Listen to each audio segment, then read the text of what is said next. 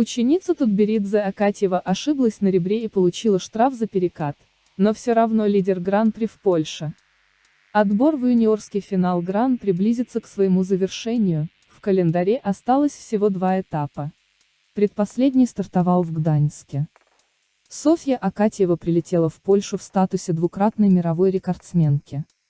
На дебютном для себя этапе в Красноярске ученица Тутберидзе обновила оба юниорских мировых рекорда Камилы Валиевой. В произвольной и по сумме. Была близка Акатьева и к рекорду в короткой, уступив лучшему юниорскому прокату Алены Косторной меньше балла. Фаны ждали, что после такой красноярской феерии рекорд Косторной будет побит уже в Гданьске. По первому впечатлению казалось, что так и будет. Софья все уверенно приземлила, получила за хореоэлементы максимальные уровни и буквально растворилась в музыке Эдса Абосса.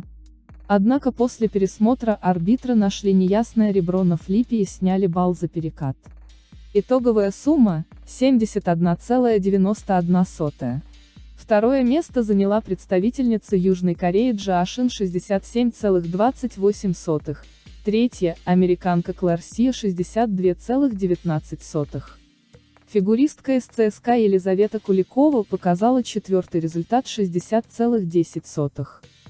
Акатьева идеально исполнила короткую программу на этапе юниорского гран-при. Но оценки подопечной Тутберидзе вызывают возмущение. Международные юниорские турниры давно стали вотчиной российских фигуристок. Победить наших девочек в честной борьбе у иностранных соперниц практически нет шансов. Но и мириться с тотальным отставанием в классе за рубежом не хотят. Кажется, для борьбы с российским доминированием в женском одиночном катании собираются использовать все доступные методы. А иначе вопиющее судейство в отношении блестящей российской фигуристки в Польше просто не объяснишь. Арбитры откровенно занизили оценки Софьи Акатьевой, а вдобавок и выписали восходящей звезде странный штраф. Настоящий произвол в Польше. Акатьева уже сейчас – одна из лучших фигуристок мира.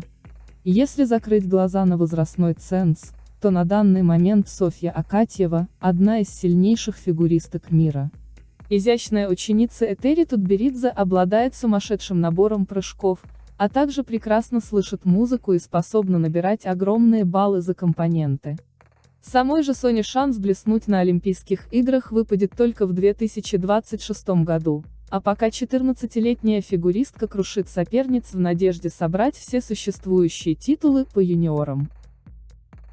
На этап юниорского гран-при в Гданьске Акатьева приехала за очередной дежурной победой. Всего 2 недели назад Соня покорила зрителей в Красноярске, набрав космическую сумму 233,8 балла.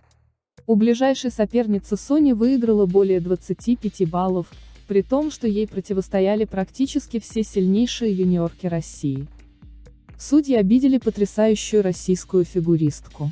На этапе в Польше уровень конкуренции в женском одиночном катании оказался значительно ниже, но блестящая российская фигуристка внезапно столкнулась с трудностями другого рода. Ее первый прокат в Гданьске получился безупречным, изумительный каскад тройной аксель, тройной тулуп. Сложнейший из возможных элементов в короткой программе. Уверенный двойной аксель и хороший тройной флип во второй половине. Плюс все вращения и дорожки максимального 4-го уровня. В плане эмоций и артистизма Соня тоже смотрелась ничуть не хуже, чем в Красноярске, доказательством чему служит восторженная реакция польских зрителей. Казалось, Акатьева снова пробьет отметку 75 баллов, а то и превзойдет свой лучший результат сезона. Но арбитры посчитали иначе. Увидев оценку 71,91 балла, Софья закатила глаза, а сопровождающий ее в Гданьске тренер Сергей Дудаков несогласно закивал головой. И понять их реакцию труда не составляло, российскую фигуристку с идеальным выступлением попросту засудили на польском льду. Причиной столь низкой для Софьи оценки стало неясное ребро на флипе, которого на повторах рассмотреть не удалось. Да и в целом раньше от этой проблемы Акатьева не страдала. Кроме того, фигуристки на каждом прыжке из-за компоненты ставили чуть меньше, чем она заслужила. Еще один предельно спорный момент – штраф 1 балл за нарушение хронометража. Лучшую юниорку мира наказали за то, что музыка якобы звучала дольше, чем положено. Очень странный и сомнительный штраф для фигуристки такого уровня. Арбитры оставили шансы иностранным фигуристкам. Вторая представительница России на этапе в Гданьске, к сожалению, не обошлась без ошибки. Елизавета Куликова упала со второго тройного прыжка в каскаде и с трудом преодолела рубеж в 60 баллов.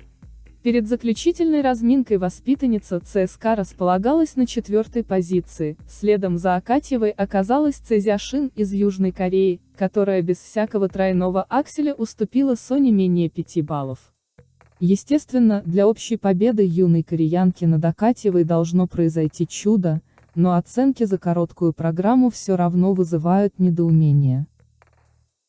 Основной же интерес среди иностранных фигуристок для российских болельщиков представляла американка Мия Калин, владеющая четверным тулупом.